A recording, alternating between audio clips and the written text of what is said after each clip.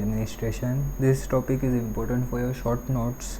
So most of this content is from KDT only, so you can refer this for your short notes.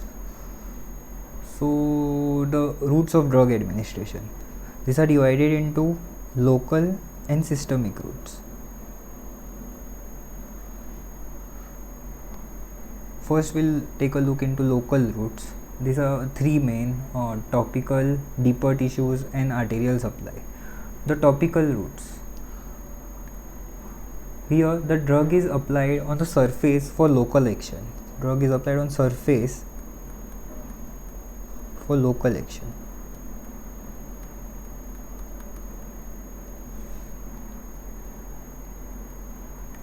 The examples are skin, oropharynx and anal canal.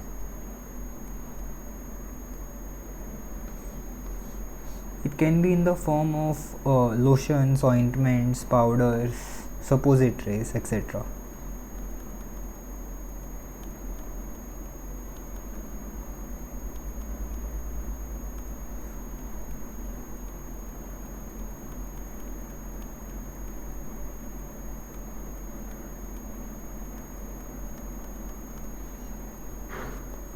The second route, deeper tissues. Now here we reach by using syringes or needles.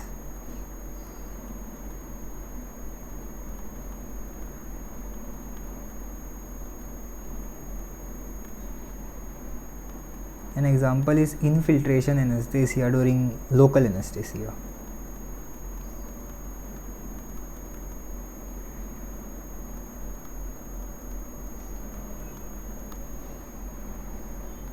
The third is arterial supply. Now don't mix this with a parenteral route. This is for local action. Example for as a contrast media in angiography, where it is used to localize a specific tissue.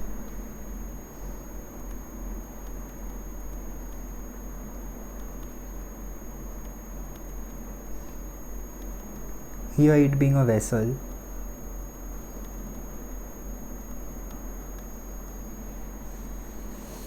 Okay, so these three become your topical routes. Now we'll take a look into systemic routes. So the first and most common one, oral. This can be solids or liquids. So what all solid forms you know? Tablets, capsules, GITs, that is gastrointestinal therapeutic systems. Right, tabs, capsules, gastrointestinal therapeutic systems. And the liquid ones are syrup, emulsions, elixirs, etc.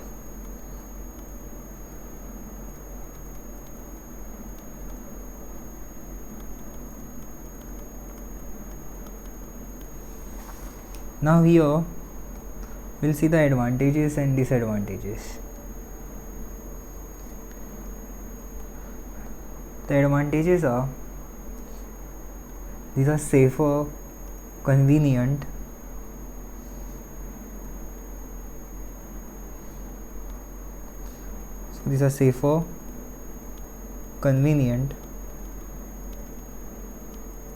non-invasive and painless.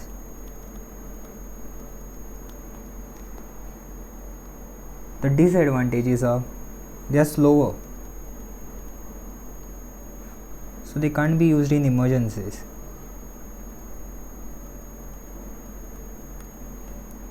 They may cause gastric irritation.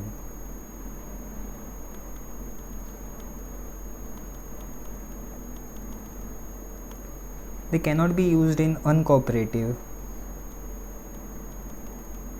or unconscious patients who are vomiting.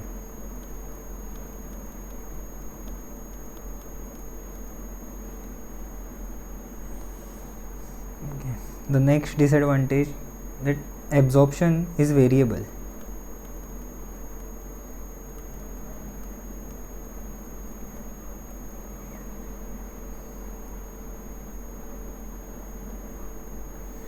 Then the digestive drugs like penicillin, digestible drugs,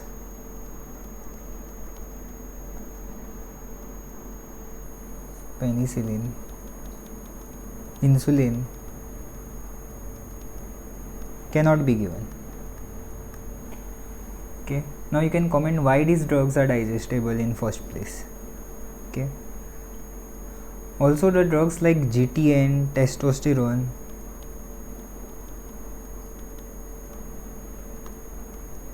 these are the drugs which are destroyed by liver. These cannot be used.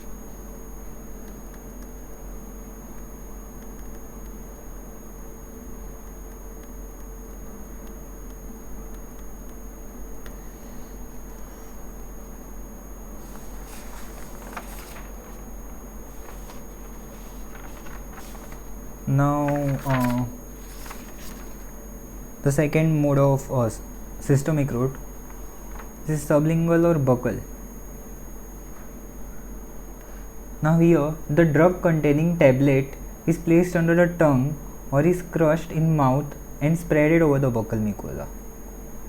So it's either in the form of tab, which is placed under the tongue,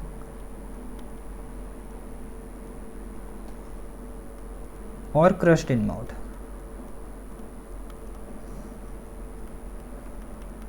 And spreaded over buccal mucosa.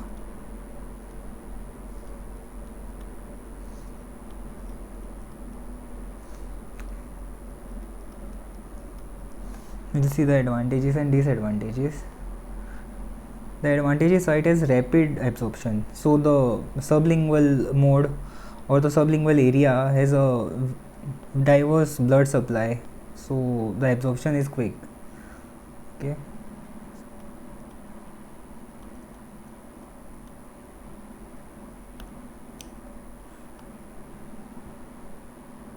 Also the stomach and first pass metabolism is skipped here because you are not letting the drug go into the stomach at the first place. Also when the patient spits the drug, after the desired response, there is no any further action. So patient can spit the drug, which terminates the response.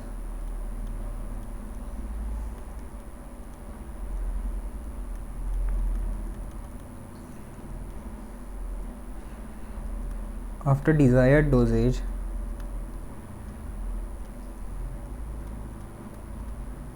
is achieved.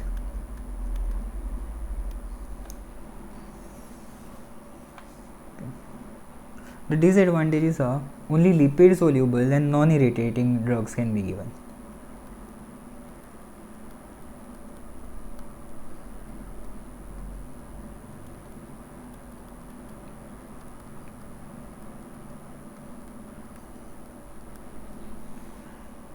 This is so because to cross the subepithelial fat layer and reach the systemic circulation, it has to be lipid soluble.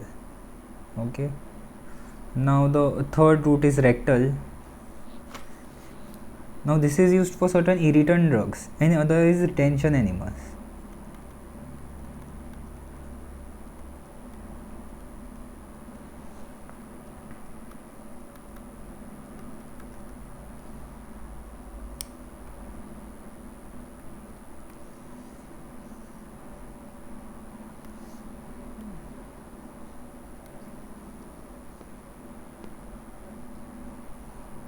The advantage is this can be given in unconscious patient.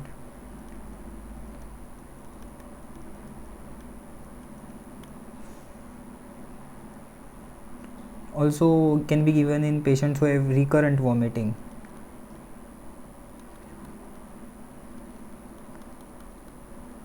As a patient can vomit the drug out in case he is recurrent vomiting and all.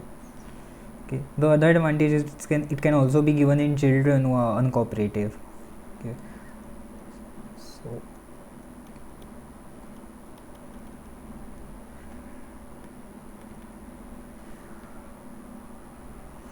usually for pyrexia and the seizures you get, during in children and all. You can give PCM per hectare. Okay. The disadvantage is it's inconvenient.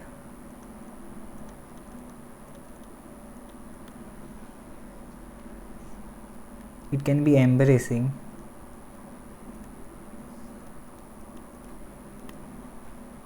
The absorption is lower and unpredictable.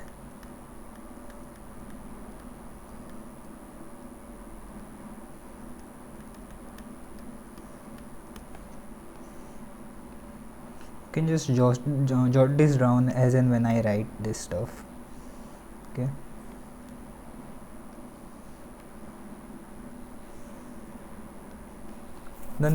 The fourth route is cutaneous. This route is used for drugs which are slow and have prolonged distribution.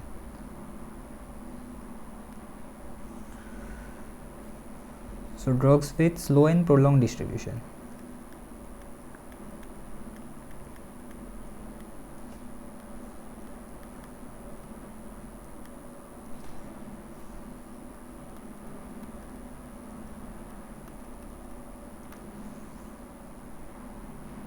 The advantage is liver is bypassed.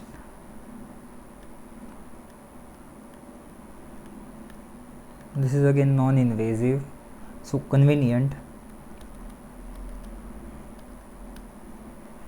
Therapy can be stopped by removing the patch.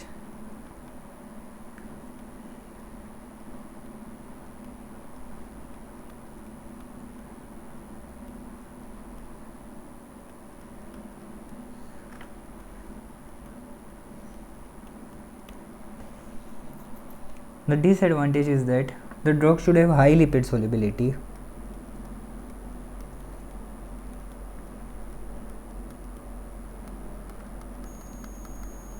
This is also because of the subcutaneous fat. Then skin irritation, allergies and all can vary the it can have the side effect of skin irritation and allergy first of all.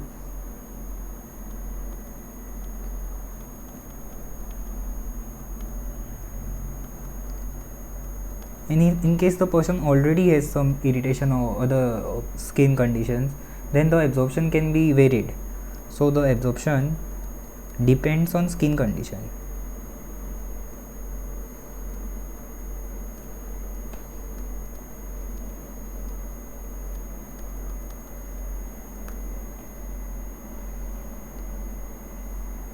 Now here we'll learn about this term called TTS, transdermal therapeutic systems.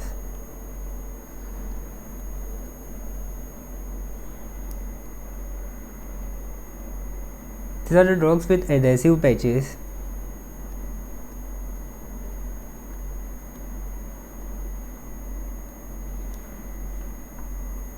Which deliver the contained drug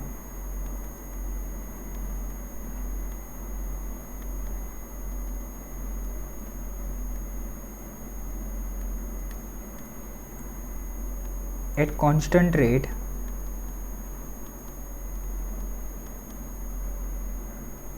into the circulation. Now let's understand the structure with this simple diagram. So there are 5 layers to this. First is the backing film, then the second is drug reservoir, third is the micropore membrane, fourth is the adhesive layer, and fifth is a release liner. Okay. So what's the function of each one of this? The backing film, it's just for the protection of drug from external environment. The drug reservoir, this has the drug in form of a solution or a polymer bound drug. Solutional or polymer bound drug.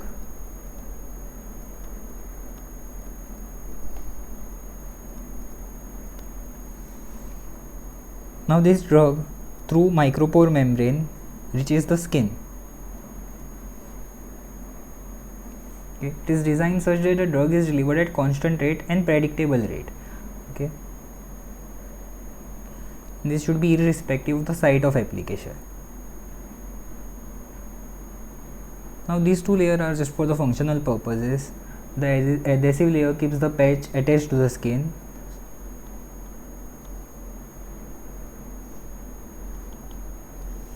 And the release liner, this is to be removed prior to application.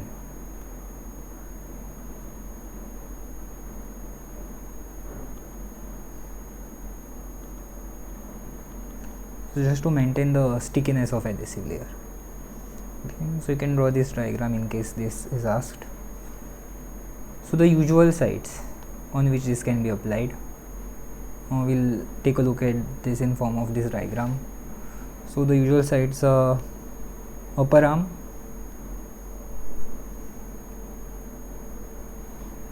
chest area, abdomen,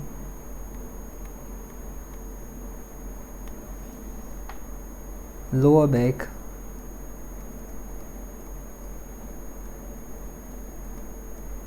buttocks, and the mastoid area.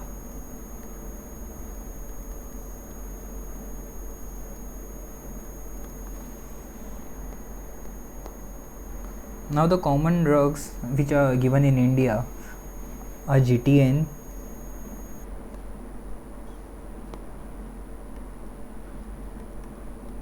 if you don't know is glycerin trinitrate vasodilator, then fentanyl, nicotine, estriol. In foreign countries, many drugs are used in this form, so you can find those out. You can comment which all drugs can be used in the same mode, that is TTS. Okay, so this summarizes TTS for you. Now the fifth route is inhalational.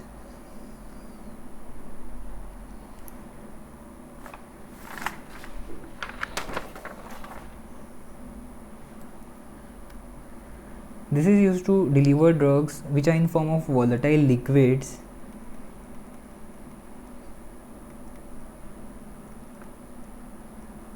and gases for systemic action.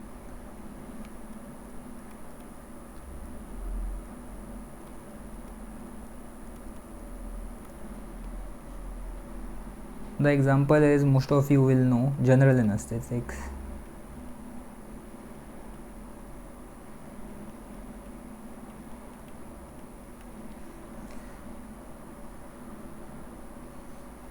So this alveoli, it first of all has this large surface area and immense blood supply.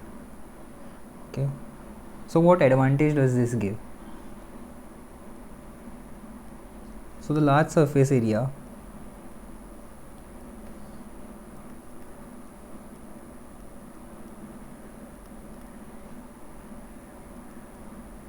plus this vast network of pulmonary capillaries.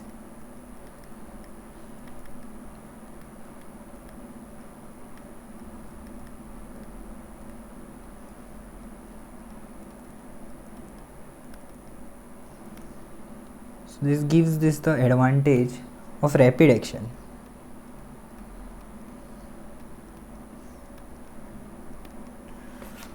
The other advantage is when it's discontinued, the drug diffuses back and is eliminated by the expired air.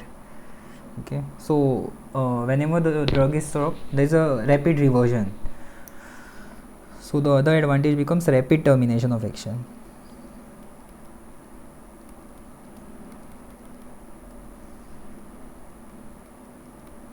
When discontinued.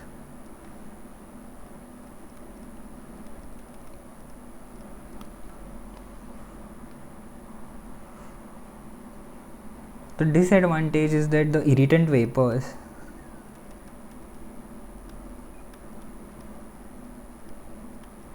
cause inflammation of the respiratory tract.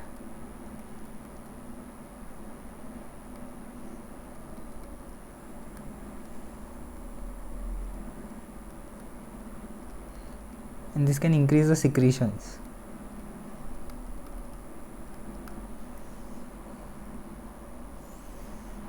So this summarizes the respiratory route, inhalational route.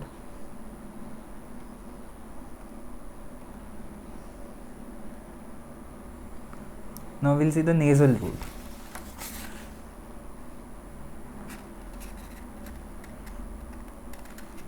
Here the drugs are absorbed through mucous membrane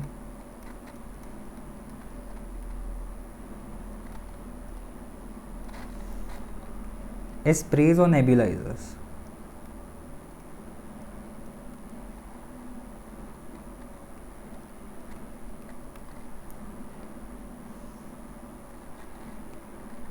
Advantage again is the liver and digestive juices are bypassed.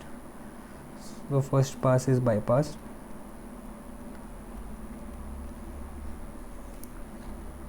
Disadvantage again becomes that it's irritation. It can be irritating. Okay, the nasal route can be irritating.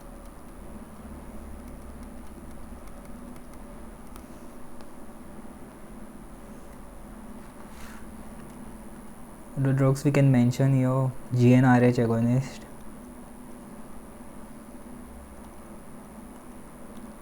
calcitonin,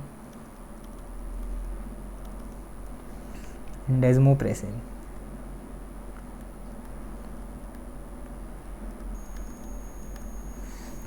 Recently one insulin is also added in this.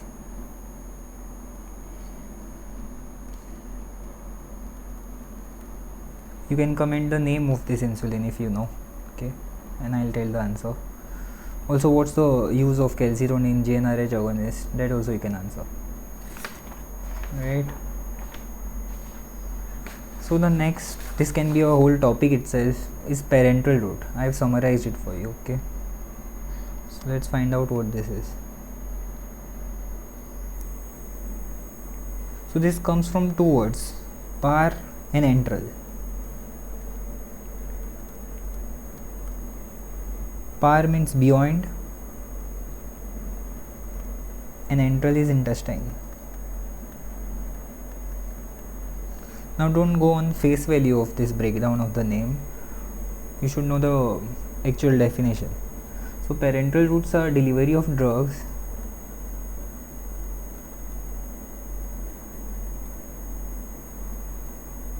directly into the tissue fluid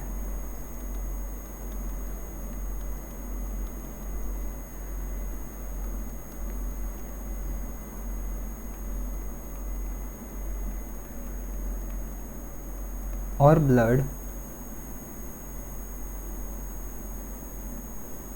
without having to cross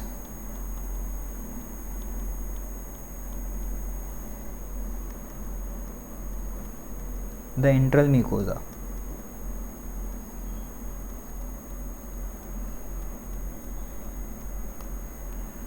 Okay, so advantages and disadvantages. Advantages are, this is a fast action.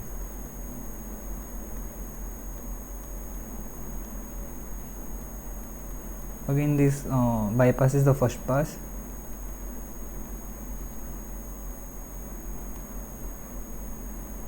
No gastric side effect.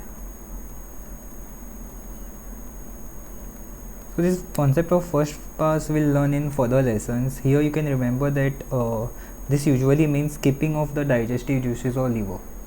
Okay, this is useful in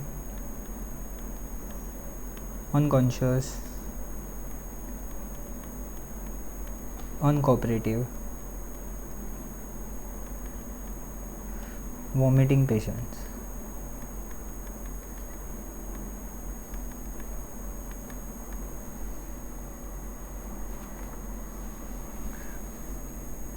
Disadvantage is that this solution should be prepared in sterile environment and the preparation itself should be very sterile.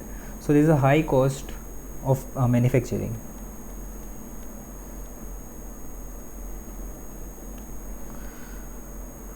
Second thing is it's invasive and painful.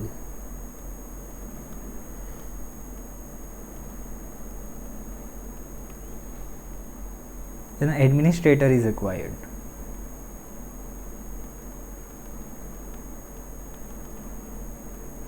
administrator is usually required.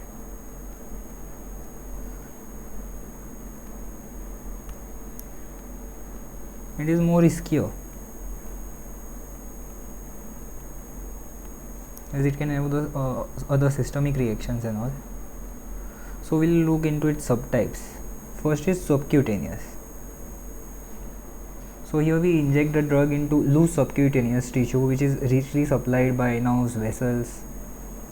Okay. So drug is injected into loose subcutaneous tissue.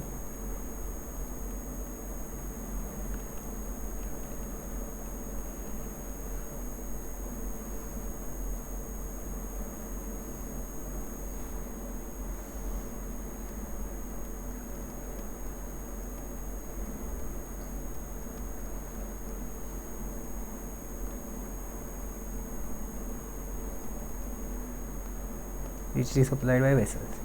Now the site. So here the sites can be the upper outer arm,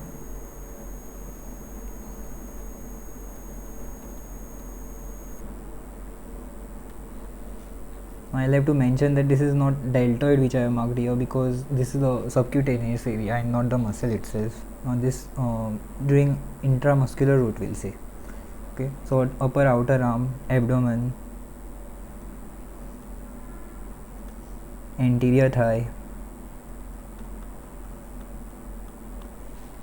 upper back.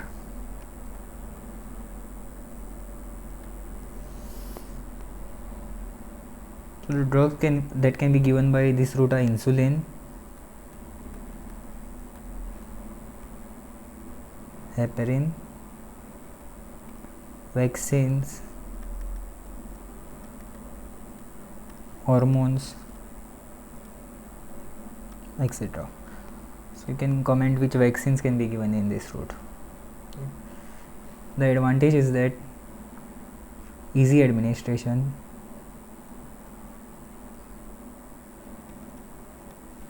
self administration is possible,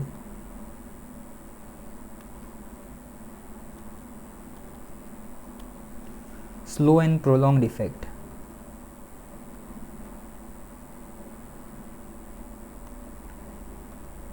Again, by the nature itself, first pass is avoided, less painful than IM or IV.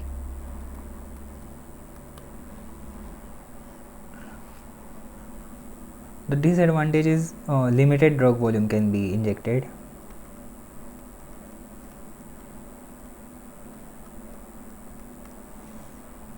Irritant drug cannot be given.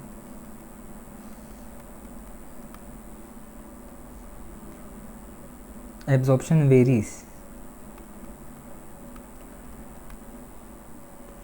Risk lipodystrophy.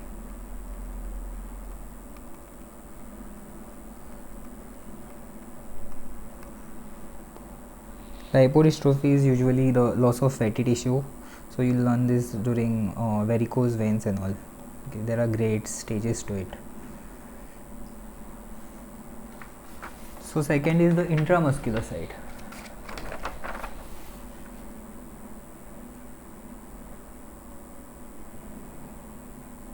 So here the drug is injected into the larger skeletal muscles.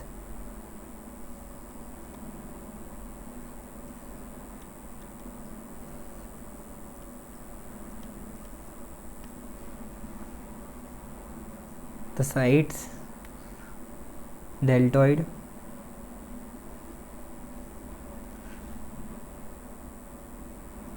rectus femoris,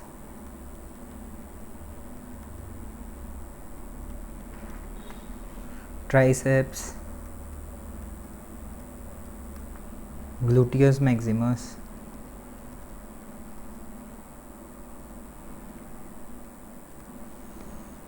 okay. Drugs given through these routes are vaccines,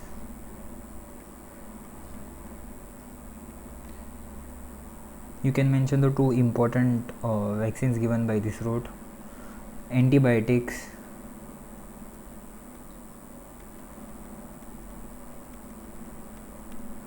hormones,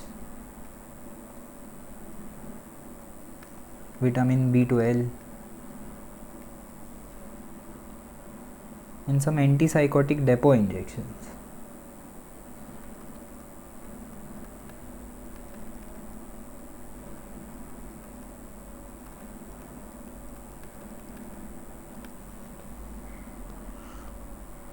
This depot means usually the drug is kept in place for a longer action.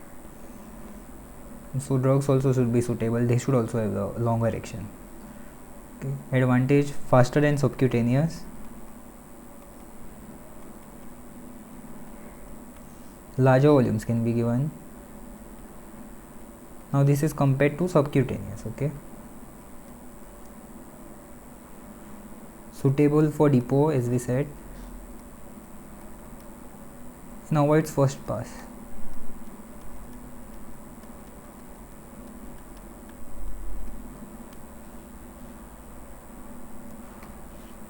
The disadvantage is that it's painful. You can say this is the most painful one.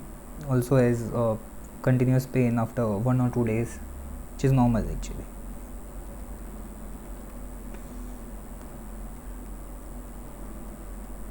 Then risks: nerve, blood vessel injury.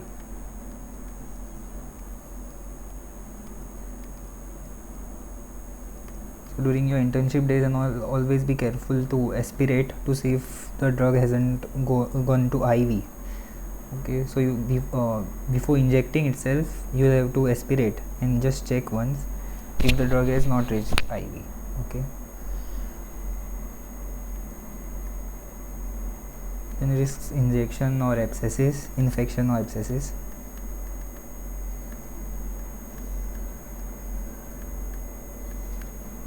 Is not suitable for bleeding disorders.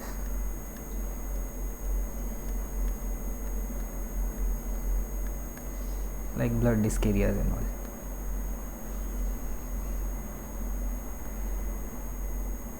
Now the one of the most important routes, you can say, intravenous. Here the importance of this is this can be given as bolus. Bolus means you give a drug as lump sum.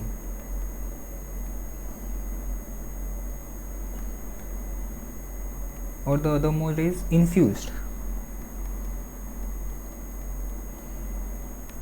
Infusion is slowly over hours.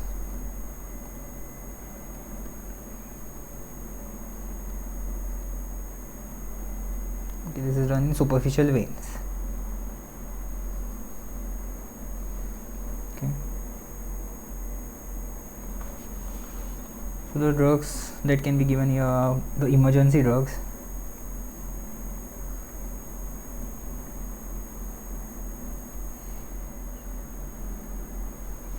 Like adrenaline, dopamine.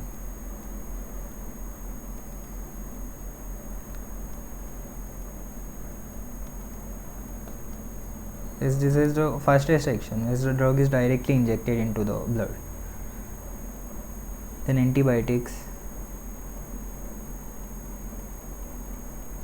fluid and electrolytes,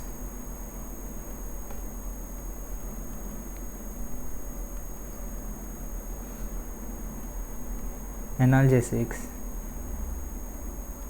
anesthetics,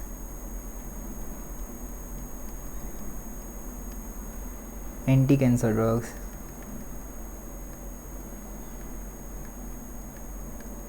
sedatives, blood products,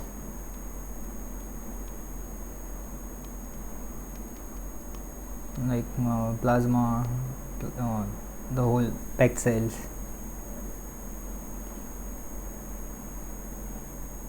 Advantage: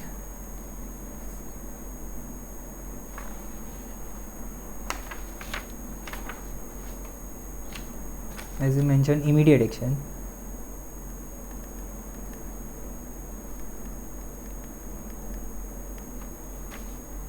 Precise drug control is possible.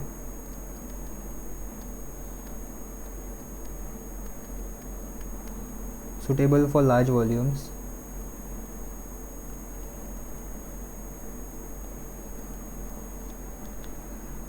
and useful in unconscious patients.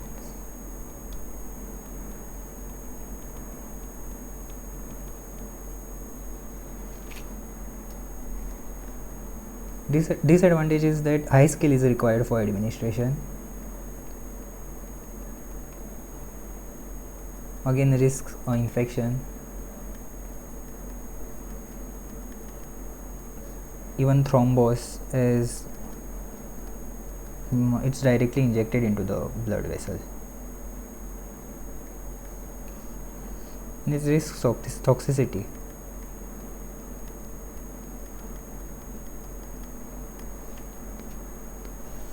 So the last mention here, the intradermal injection. Here the drug is injected into the skin by raising a bleb.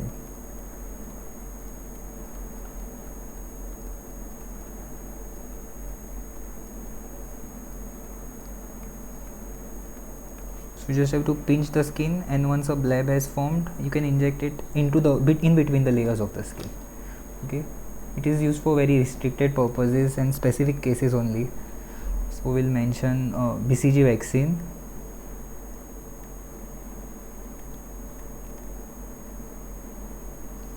BCG is a TB vaccine, as you must know. Then sensitivity testing.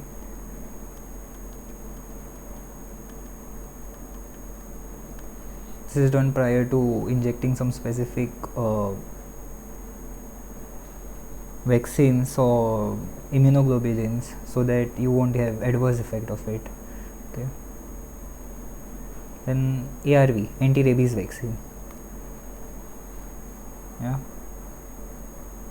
So I'll try to adjust one table here, which will give you the whole context of subcutaneous IM and SC route, giving all the advantages, disadvantages and all, or I'll mention it in the description. Okay, so this is it. Thank you.